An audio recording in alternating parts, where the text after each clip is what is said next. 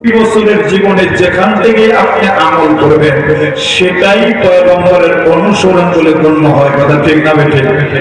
রসুল মক্কায় তো সাহাবী যা বলে তা মানে কাফের আঘাত করে রসুল মাথাটা নিচু করে সহ্য করেন, কিন্তু রসুল যখন মদিনাতুল মুনাওয়ারায় চলে গেলেন তো আসমান থেকে আল্লাহর কাছ থেকে প্রথম আয়াত নাযিল হলো, উদিনা লিল্লাযীনা ইউকাতালুনা বিআন্নাহুম যুলিমু ওয়া ইন্নাল্লাহা আলা নাসরিহিম লাকাদির।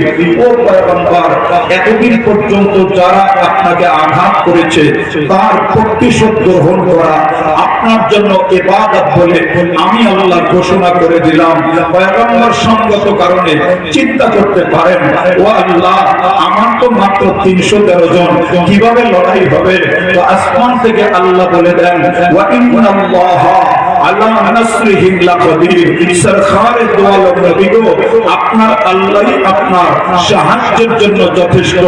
যুবক বন্ধু বৃদ্ধ বাবা বদরের যুদ্ধের সামনে চলে আসলো, পয়গম্বর আরবির সামনে বসা, সাহাবায়ে কেরাম বসা। জিজ্ঞেস করলেন, আবু বকর, লড়াই তো হবে, লড়াই কি করবে? সিদ্দিক আকবর বললেন, লব্বাইক ইয়া রাসূলুল্লাহ। ফারুক আযম বললেন, লব্বাইক ইয়া রাসূলুল্লাহ।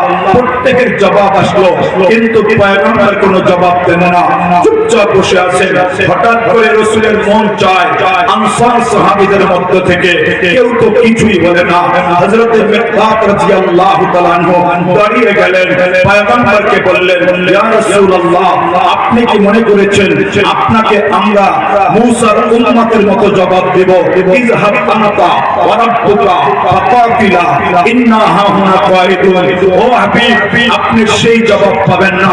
বাল নাহনু নুকাতিলু আমামাকা ওয়া খালফাকা ওয়া ইয়ামিনিকা ওয়া শিমালিকা ওয়া আশরাকা ওয়াজহু রাসূলিল্লাহ সাল্লাল্লাহু আলাইহি ওয়াসাল্লাম। পয়গম্বরকে বলে দিলেন, নবী, আপনি আপনার মিশন নিয়ে এগিয়ে যান। আমরা ওয়াদা করলাম আপনার সামনে লড়াই করব, পিছনে করব, ডানে করব, বামে করব। যদি বলতে বলতে ইয়ামানের পারকুল কিমাত পর্যন্ত চলে যান, সেখানে যাওয়ার পরেও লড়াই থেকে পিছপা হব না। রব বিনিময় কি দিবেন? বলে, বদরের প্রান্তে যাবা, রক্ত ঝরাবা, তো জান্নাত পেয়ে যাবা। ওই জান্নাত যদি পাওয়া যায়, পয়গম্বর জীবনের কোনো পরোয়া করি না।